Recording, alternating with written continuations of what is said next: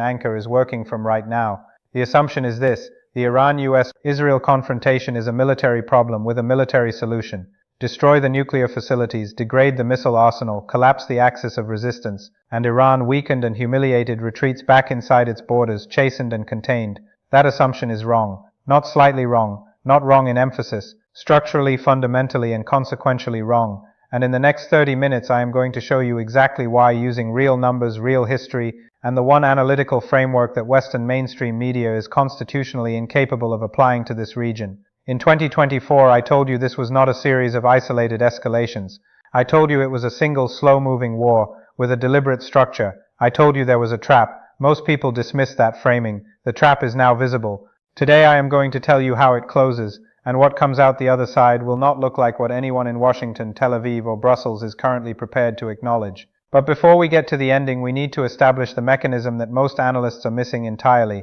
That mechanism changes everything. Let me be very clear about this. Most analysis of the Iran-US-Israel conflict is focused entirely on kinetics. Missiles launched, targets destroyed, interceptions counted. And that framing, however satisfying it feels scrolling across a news ticker, misses the entire strategic architecture of what is actually happening. And here is what most people are not discussing.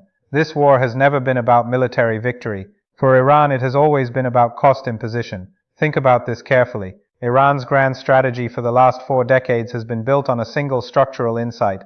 You do not need to win a war to win a war. You need to make the war cost more than it is worth. It is what the Viet Cong understood against the United States. It is what the Afghan Mujahideen understood against the Soviet Union. It is what the Parthians understood against Rome for 3 consecutive centuries. And it is what Iran has been implementing systematically and with extraordinary patience for more than 20 years. The hidden structural mechanism is what Iranian strategists explicitly call the forward defense doctrine. Do not fight the war on your own soil. Export the battlefield. Build proxies that force your enemy to fight simultaneously in Lebanon, in Gaza, in Yemen, in Iraq, in Syria. Make the cost of confronting Iran distributed across multiple theaters, multiple currencies, multiple political coalitions. Make it structurally impossible to find a single decisive battle. Once you see it, you cannot unsee it.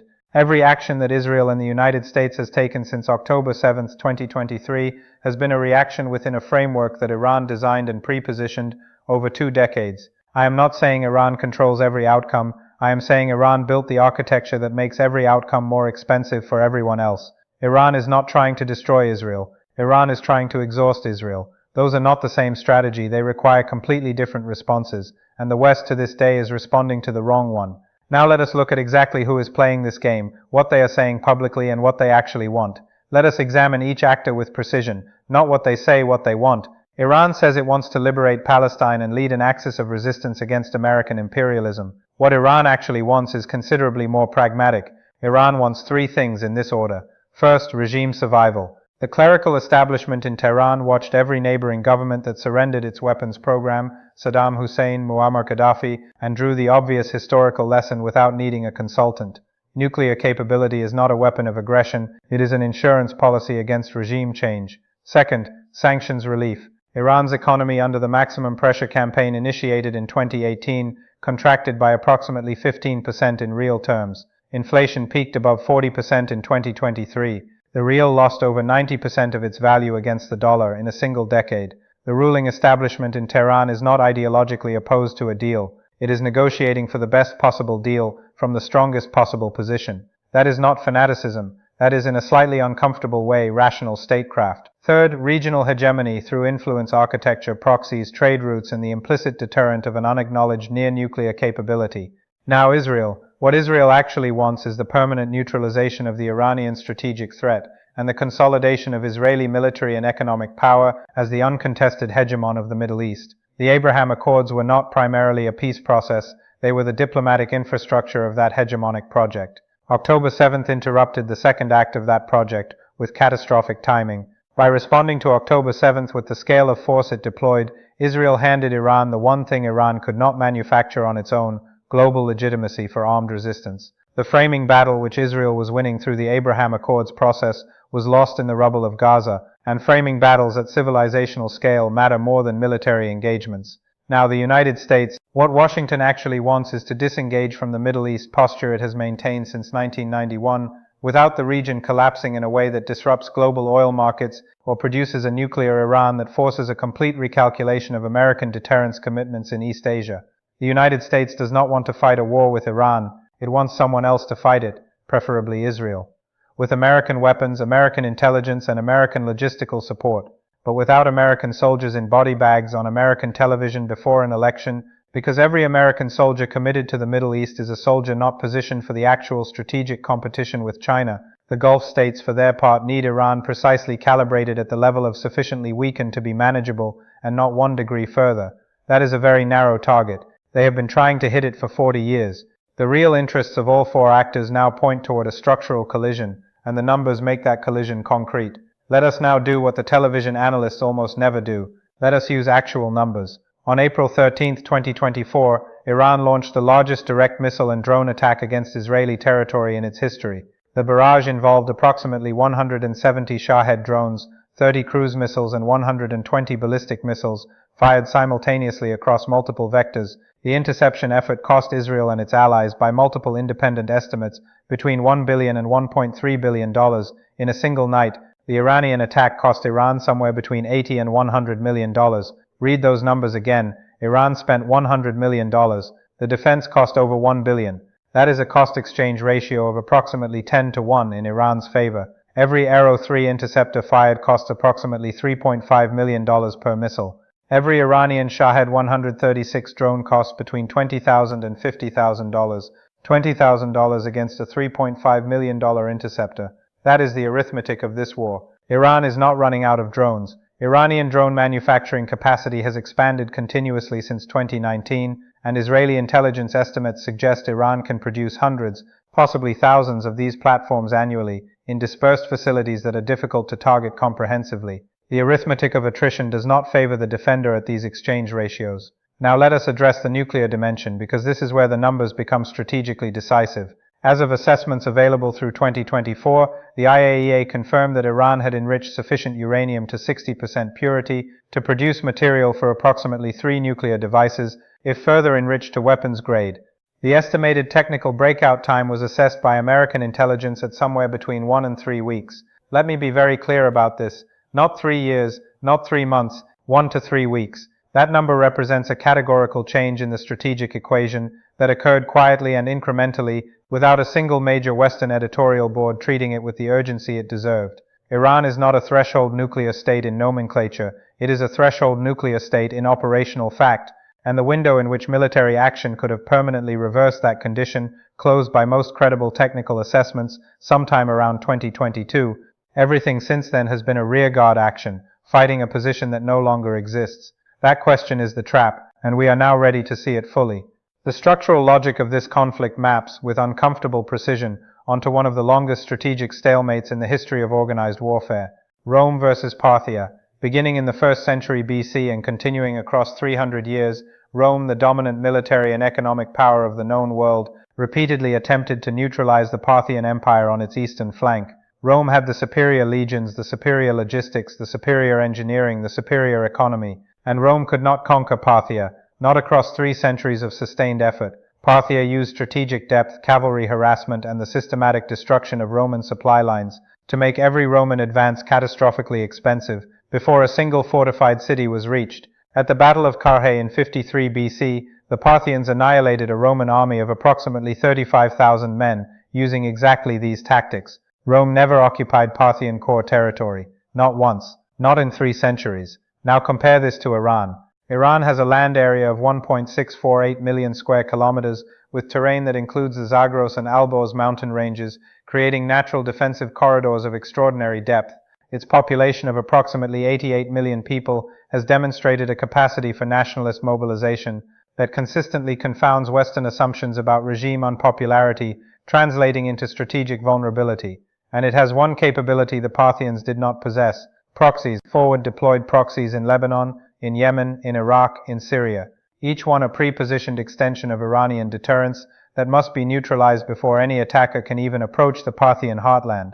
Once you see it, you cannot unsee it. Rome eventually stopped campaigning against Parthia. It drew a border along the Euphrates and described it as a strategic boundary defined by reason and restraint.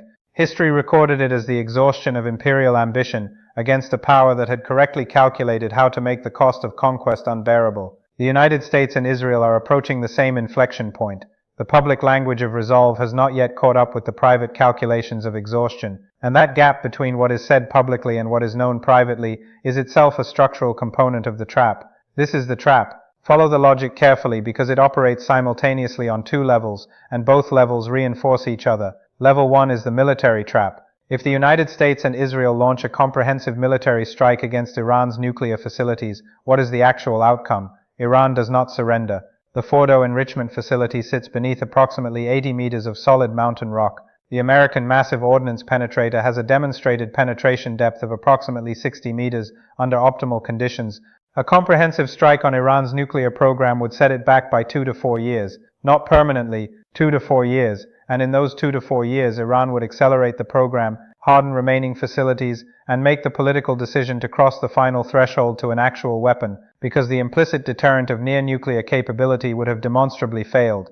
This is not speculation. This is game theory. It is exactly what North Korea did. North Korea was bombed repeatedly, sanctioned comprehensively, and isolated to a degree Iran has never experienced. North Korea now has functional nuclear weapons and intercontinental ballistic missiles capable of reaching American cities. The military path to preventing a nuclear Iran leads, through perverse structural logic, directly to a nuclear Iran. Now level 2, the political trap. Iran, negotiating from a position of near-nuclear capability and proven resilience, extracts substantial concessions, sanctions relief, recognition of its regional sphere of influence, implicit acceptance of its proxy architecture as a permanent regional feature. And what does Iran do with those concessions? It rebuilds, it rearms its proxy networks, and in 5 to 7 years we are back at the same strategic junction, except Iran's economy is more resilient, its military is more capable, and its diplomatic record of compliance makes the political case for renewed military action essentially impossible to construct in any Western capital. Think about this carefully. Both paths, the military path and the diplomatic path, arrive at the same structural destination, an Iran that cannot be permanently neutralized. Not in this decade, not in the next. The objective itself is the trap. It was not achievable in 2005. It was not achievable in 2015. It is not achievable now. This is not prophecy. This is game theory. Let us now construct the two scenarios that matter. They diverge sharply in the middle. They converge completely at the end. Scenario 1, escalation to full-scale military confrontation. Israel and the United States launch a coordinated air campaign against Iran's nuclear, military, and command infrastructure. Iran waits. It absorbs the initial strike. It allows the world to see the imagery. It allows global oil prices to spike past $130 a barrel, possibly past $150 a barrel, and it allows the global economic shock to build political pressure on Washington and Tel Aviv at a pace that democratic political systems cannot comfortably sustain. Then, on a timeline of its own choosing, Iran activates its distributed deterrence network. Hezbollah fires its remaining precision-guided inventory into northern Israeli infrastructure. Houthi forces declare the Bab el-Mandeb Strait a war zone. The Strait of Hormuz is threatened with sufficient credibility that insurance rates for commercial tankers make passage economically non-viable for weeks. 6 to 12 months later, the conflict ends not with Iran's collapse, but with a ceasefire negotiated under economic exhaustion, with Iran's nuclear program intact and accelerated. And the net strategic beneficiary is China, which observed the proceedings from a comfortable distance, while its Belt and Road infrastructure continued expanding through every country in the region that was not actively on fire. Scenario 2, negotiated containment. A framework agreement is reached modeled on a modified JCPOA architecture. The agreement is celebrated in Western capitals as a diplomatic triumph. It is not a triumph. It is a structured delay. Within 24 months, Iran uses sanctions relief to import advanced dual-use manufacturing equipment. Within 36 months, Hezbollah has begun rebuilding its precision-guided inventory. Within 60 months, not 60 days, not 60 weeks, 60 months, Iran returns to threshold nuclear status with a stronger economy, a rebuilt proxy network, and a diplomatic record that renders the political argument for renewed military action essentially unanswerable. In Scenario 1, Iran loses badly and wins strategically anyway. In Scenario 2, Iran wins without ever suffering a meaningful strategic loss. The conclusion is structurally identical. The trap was constructed over a long time. We are simply now watching the mechanism complete its operation. So what do I actually predict? Within the next 18 to 36 months, the United States will execute a partial strategic reorientation away from the Middle East, described publicly as rebalancing toward the Indo-Pacific and understood privately as the management of imperial overextension. Israel will shift its operative strategic doctrine from prevention to management. This is not the doctrine Israeli politicians will articulate publicly. It is the doctrine Israeli military planners are already constructing in private, because the alternative is a permanent war footing against a condition that military force cannot permanently alter. Iran will not become a liberal democracy, it will not dismantle its proxy architecture, but it will very probably make a deal structured to allow all parties to claim some version of victory. Deals of this kind do not produce peace, they produce frozen conflicts, and the Middle East for the foreseeable strategic future will be a collection of frozen conflicts, managed by a declining American hegemon and a consolidating Iranian regional power, with a Chinese commercial presence quietly expanding into every space that military confrontation leaves economically vacant. This might be wrong, tested against what you are seeing. Let me leave you with a final observation. Every generation of strategists believes that its particular adversary, its specific conflict, its unique configuration of weapons and sanctions and negotiations represents something genuinely without historical precedent. Every generation is wrong. The mechanisms are ancient, a large power operating at significant distance from its own core, attempting to contain a smaller but deeply rooted power on its home terrain, steadily exhausting its treasury, its political will, and the patience of its domestic population, against an adversary that needs only to survive. This is the oldest story in the study of power. Athens pursued this logic in Sicily. The expedition destroyed the Athenian Empire within a decade. Napoleon pursued it in Spain and in Russia simultaneously. Britain pursued it in Afghanistan 3 separate times across 3 separate centuries. The results were consistent. The pattern repeats because the structural incentives of hegemonic power make strategic restraint politically impossible at the moments it is most required. When you are the dominant power, withdrawal reads domestically as weakness, escalation reads as resolve, and so the trap is never only strategic, it is always also psychological. Iran is not a rogue state with a dangerous weapons program. Iran is a 2500-year-old civilization, the successor state of Persia, Parthia, and the Safavid Empire, that has been calculating the geometry of survival on that specific piece of land across recorded history, longer than the United States has existed as a concept. What we are watching is not a crisis, it is an adjustment. The adjustment of a regional order constructed in 1991 on the assumption that American primacy was permanent, and that states unwilling to operate within its framework could be coerced, sanctioned, or destroyed into compliance. That assumption has been tested against Iran for 3 decades. The results are in. This conflict will end when the cost of continuing it exceeds the political cost of accepting the world as it actually is. That moment is approaching. It has not yet arrived, but it is approaching, and when it arrives it will not be named a defeat. It will be described as a new strategic framework, a new era of managed stability. It will be none of those things. It will be the formal acknowledgement of what was always structurally true. Some traps once built and entered cannot be won, they can only be exited. The only